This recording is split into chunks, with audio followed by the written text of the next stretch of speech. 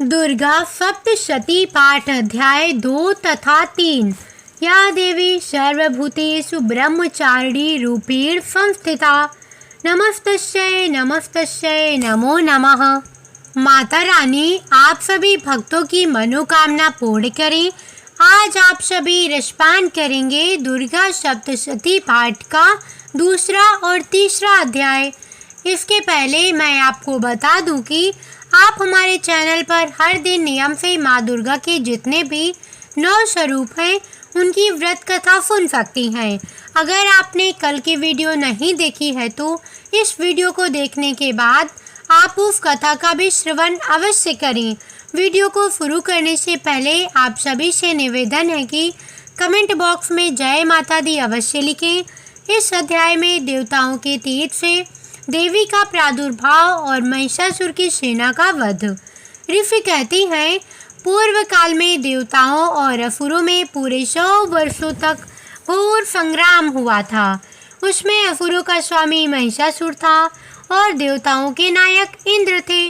उस युद्ध में देवताओं की सेना महाबली असुरों से परास्त हो गई। संपूर्ण देवताओं को जीतकर महिषासुर इंद्र बन बैठा। तब पराजित देवता प्रजापति ब्रह्मा जी को आगे करके उस स्थान पर गए जहां भगवान शंकर और भगवान श्री हरि विष्णु विराजमान थे। देवताओं ने महिषासुर के पराक्रम तथा अपनी पराजय का यथावत वृतांत उन दोनों देवेश्वरों से विस्तार पूर्वक कह सुनाया। देवता बोले, भगवान महिषासुर सूर्य, इंद्र, अग्नि, वायु, चंद्रमा, यम, वरुण तथा अन्य देवताओं के भी अधिकार छीनकर स्वयं ही सबका अधिवक्ता बन बैठा है। उस दुरात्मा महिषासुर ने समस्त देवताओं को स्वर्ग से निकाल दिया है। अब वे मनुष्यों की भांति पृथ्वी पर विचरती हैं। दैत्यों की यह सारी करतूत हमने आप लोगों से कह सुनाई। अब हम आपकी ही शरण में आए हैं, उसके वध का कोई उपाय सोचिए। इस प्रकार देवताओं के वचन सुन भगवान विष्णु और शिव ने दैत्यों पर बड़ा क्रोध किया और उनकी भौवें तन गई और मुंह टेढ़ा हो गया। तब अत्यंत कोप में भरे हुए चक्रपाण श्री विष्णु के मुख से एक महान तेज प्रकट हुआ। इसी प्रकार ब्रह्मा, शंकर तथा इंद्र आदि अनन्य देवताओं के शरीर से भी बड़ा भारी तेज निकला। वह सब मिलकर एक हो गया। महान तेज का वह पुंज जाज्वल्यमान पर्वत जान पड़ा। देवताओं ने देखा वहाँ उसकी ज्वालाएं समुद्र संपूर्ण दिशाओं में व्याप्त हो रही थी। संपूर्ण देवताओं के शरीर से प्रकट हुए उस तेज की कहीं तुलना नहीं थी। एकत्रित होने पर वह एक नारी के रूप में परिणत हो गया और अपने प्रकाश से तीनों लोकों में व्याप्त जान पड़ा। भगवान शंकर का जो तेज था उसे उस देवी का मुख प्रकट हुआ। यमराज के तेज से उसके सिर में बाल निकल आए। श्री हरि विष्णु भगवान के तेज से उसकी भुजाएं उत्पन्न हुई। चंद्रमा के तेज से दोनों स्तनों का और इंद्र के तेज से मध्य भाग का प्रादुर्भाव हुआ। वरुण के तेज से जंघा और पिंडनी तथा पृथ्वी के तेज से नितंब भाग प्रकट हुआ। ब्रह्मा के तेज से दोनों चरण और सूर्य के तेज से उनकी अंगुलियां हुई। वसुओं के तेज से हाथों की अंगुलियां और कुबेर के तेज से नासिका प्रकट हुई। उस देवी के दांत प्रजापति के तेज से और तीनों नेत्र अग्नि के तेज से प्रकट हुए थे। उसकी भौवें संध्या और कान वायु के तेज से उत्पन्न हुए थे। इसी प्रकार अन्याय देवताओं के तेज से भी उस कल्याणमयी देवी का आविर्भाव हुआ। तदंतर समस्त देवताओं के तेज पुंज से प्रकट हुई देवी को देखकर महिषासुर के सताए हुए देवता प्रसन्न हुए।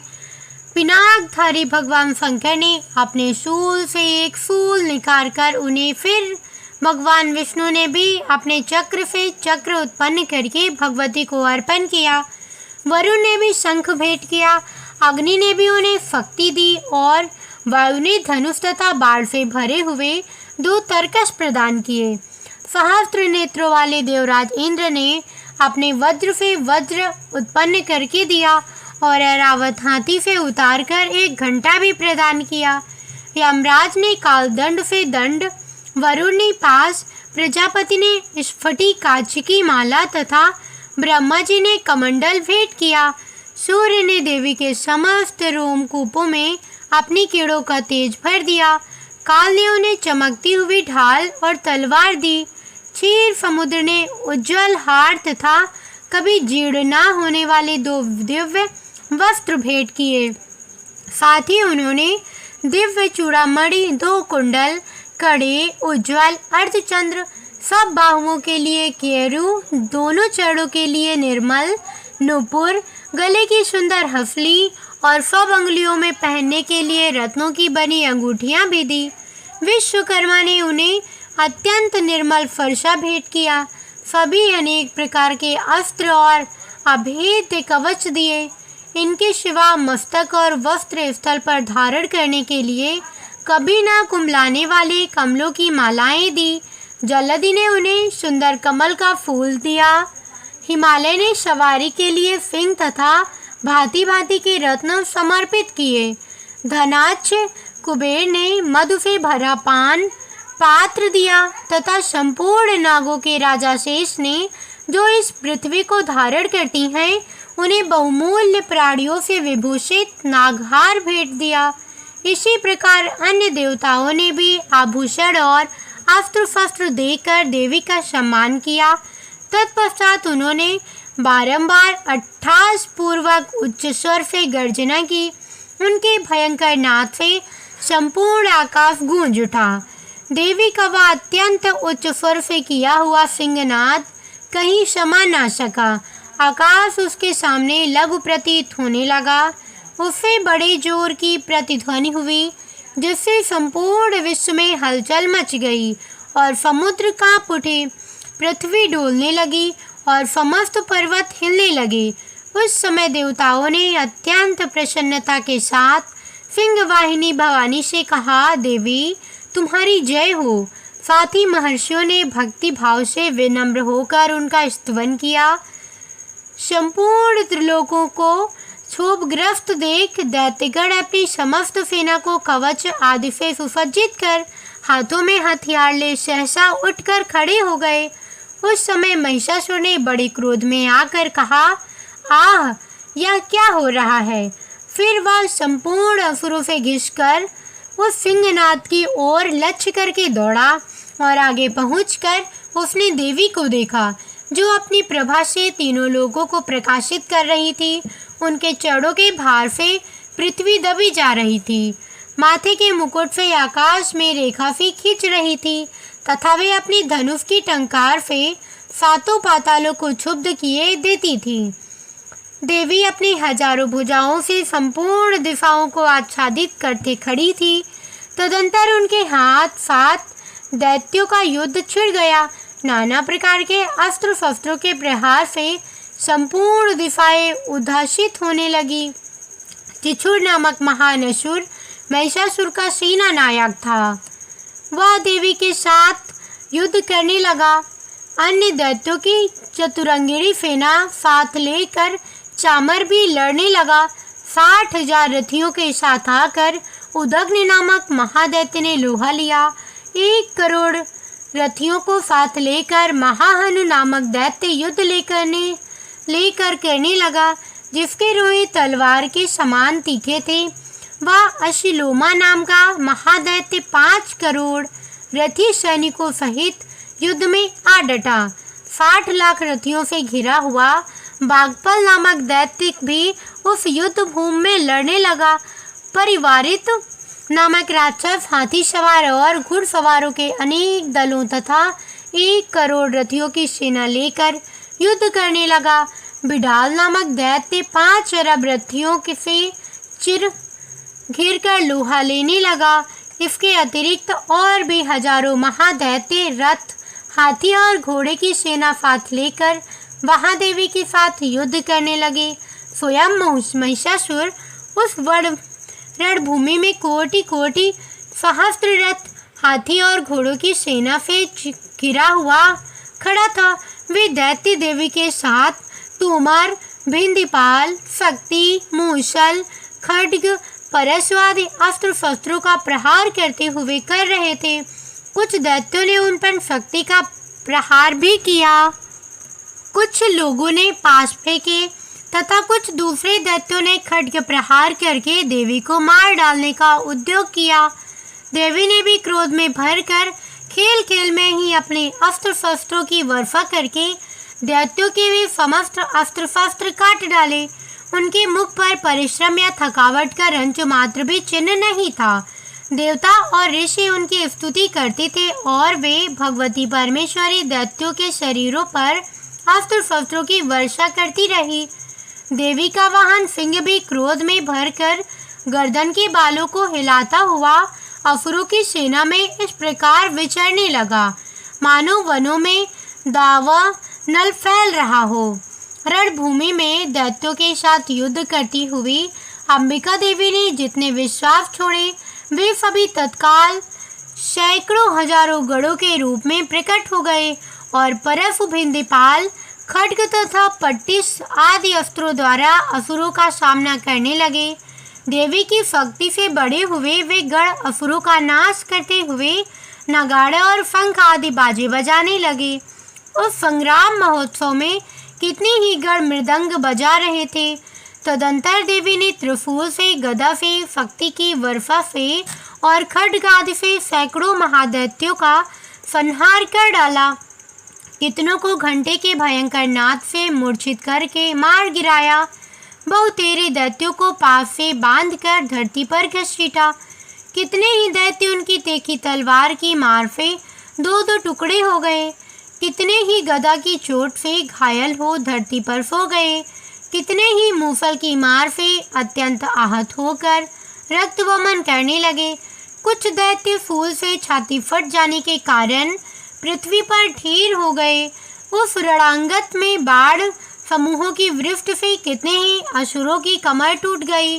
बाज की तरह झपटने वाली देवी पीड़क दैत्यगण अपने प्राणों से हाथ धोने लगे। किन्हीं की बाहें छिन्न भिन्न हो गई, कितनों की गर्दनें कट गई, कितने की दैत्यों के मस्तक कटकर गिरने लगे और कुछ लोगों के शरीर मध्य भाग में ही विदीर्ण हो गए। कितने ही महादेव जांघें कट जाने से पृथ्वी पर गिर पड़े। कितनों को ही देवी ने एक बाह, एक पैर और एक नेत्र वाले करके दो टुकड़े में चीर डाला। कितने ही दैत्य मस्तक कट जाने पर भी गिर कर फिर उठ जाते और केवल धड़ के ही रूप में अच्छे अच्छे हथियार हाथ में ले देवी के साथ युद्ध करने लगते थे। दूसरे कबंध युद्ध के बाजों की लय पर नाचते थे। कितने ही बिना सिर के धड़ हाथों में खड्ग, शक्ति और रिफिल लिए दौड़ते थे तथा दूसरे महादैत्य ठहरो ठहरो यह कहते हुए देवी को युद्ध के लिए ललकारते थे।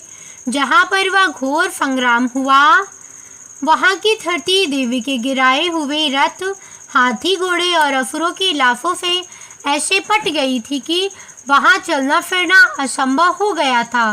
दैत्यों की सेना में हाथी, घोड़े और असुरों के शरीरों से इतनी अधिक मात्रा में रक्तपात हुआ था कि थोड़ी ही देर में वहाँ खून की बड़ी बड़ी नदियाँ बहने लगी। जगदम्बा ने असुरों की विशाल सेना को क्षण भर में नष्ट कर दिया।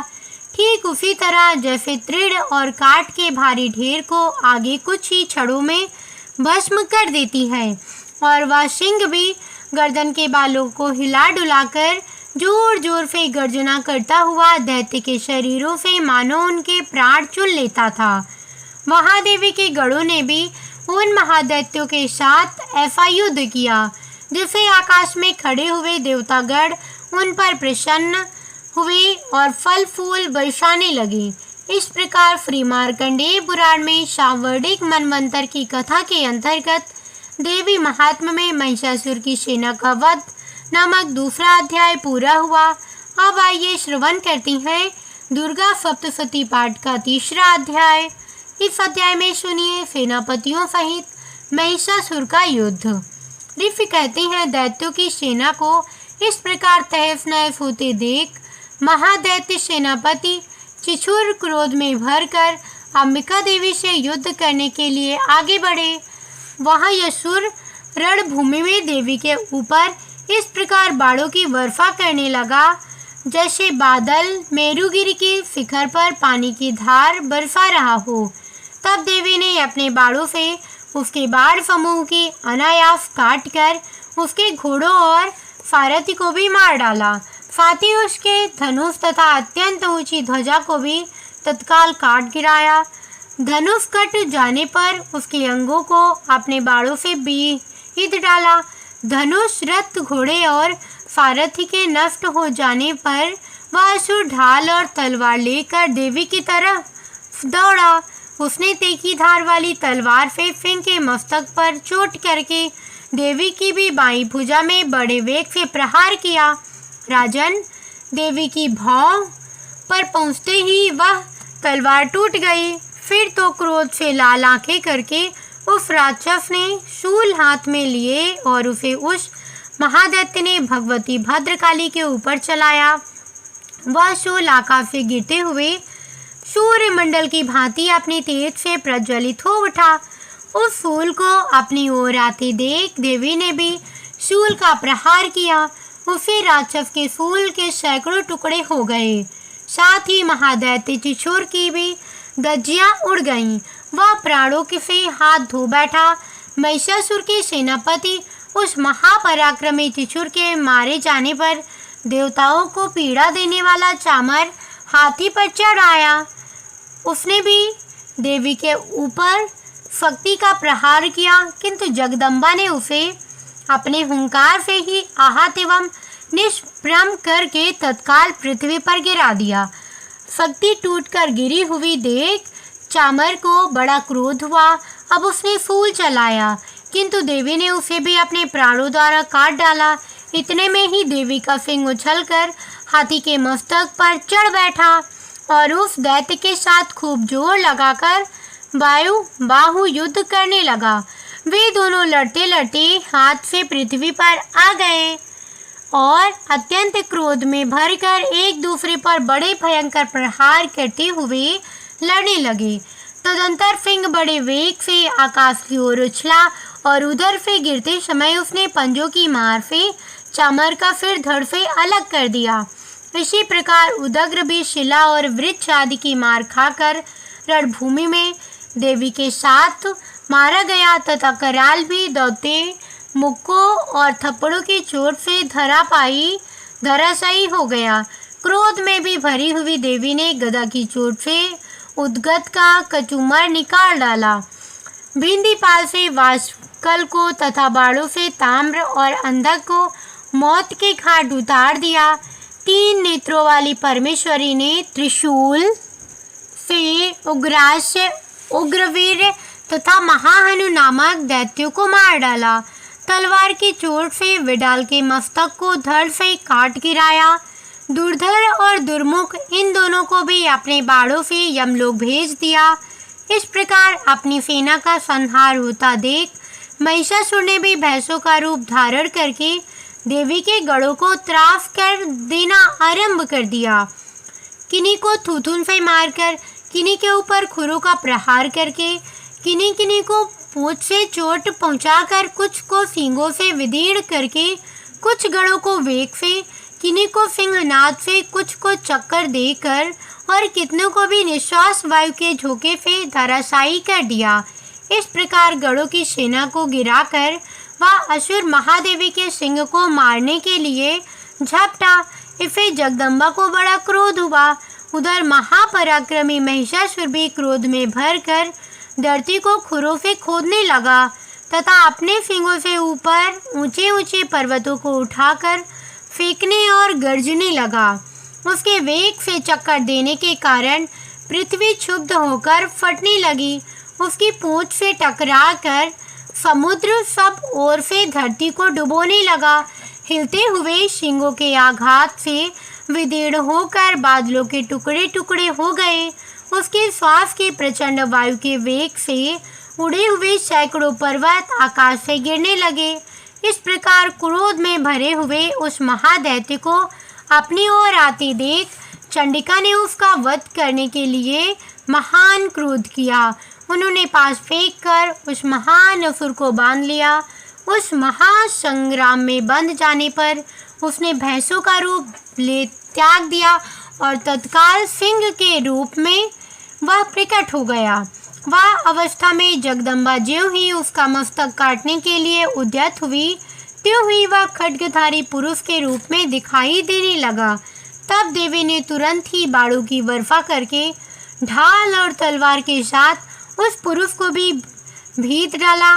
इतने में ही वह महान गजराज के रूप में उत्पन्न हुआ और तभी सूंड इतने में ही वह महान गजराज के रूप में परिणत हो गया तथा अपनी सूंड से देवी के विशाल सिंह को खींचने और गर्जने लगा। खींचते समय देवी ने तलवार से उसकी सूंड काट डाली। तब उस महादैत्य ने पुनः भैंसे का शरीर धारण कर लिया और पहले की ही भांति चराचर प्राणियों सहित तीनों लोगों को व्याकुल करने लगा। तब क्रोध में भरी हुई जन्म माता चंडिका बारंबार उत्तम मधु का पान करने और लाल आंखें करके हंसने लगी। उधर वह बल और पराक्रम के मद के से उत्पन्न हुआ राक्षस गरजने लगा और अपने सींगों से चंडी के ऊपर पर्वतों को फेंकने लगा। उस समय देवी अपने बाणों के समूहों से उसके फेंके हुए पर्वतों को चूर्ण करती हुई बोलती हुई समय उनका मुख मधु के मद से लाल हो रहा था और वाणी लड़खड़ा रही थी। देवी ने कहा, ओ मूढ़, मैं जब तक मधु पीती हूँ तब तक तू क्षण भर के लिए खूब गर्ज ले। मेरे हाथ से यही तेरी मृत्यु हो जाने पर अब शीघ्र ही देवता भी गर्जना करेंगे। ऋषि कहती हैं, यो कहकर देवी उछली और उस महादैत्य के ऊपर चढ़ गई। फिर अपने पैर से उसे दबाकर उन्होंने फूल से उसके कंठ में आघात किया। उनके पैर से दबा होने पर भी महिषासुर ने अपने मुख से दूसरे रूप में बाहर होने लगा। तभी आधे शरीर से ही वह बाहर निकल नहीं पाया था कि देवी ने अपने प्रभाव से उसे रोक दिया। आधा निकला होने पर भी वह महादैत्य देवी से युद्ध करने लगा। तब देवी ने बहुत बड़ी तलवार से उसका मस्तक काट गिराया। फिर तो हाहाकार करती हुई दैत्यों की सारी सेना भाग गई तथा संपूर्ण देवता अत्यंत प्रसन्न हो गए। देवताओं ने दिव्य महर्षियों के साथ दुर्गा देवी का श्रवण किया। गंधर्वराज गाने लगे तथा अप्सराएं नृत्य करने लगी। इस प्रकार श्री मार्कंडेय पुराण में शावर्णिक मनवंतर की कथा के अंतर्गत देवी महात्म्य में महिषासुर वध नामक तीसरा अध्याय पूर्ण हुआ। जय माता दी। ऐसी ही धार्मिक और रोचक कथाओं के लिए हमारे साथ बने रहिए। मिलते हैं एक ऐसी ही रोचक कथा के साथ। तब तक के लिए जय बजरंगबली। राम राम।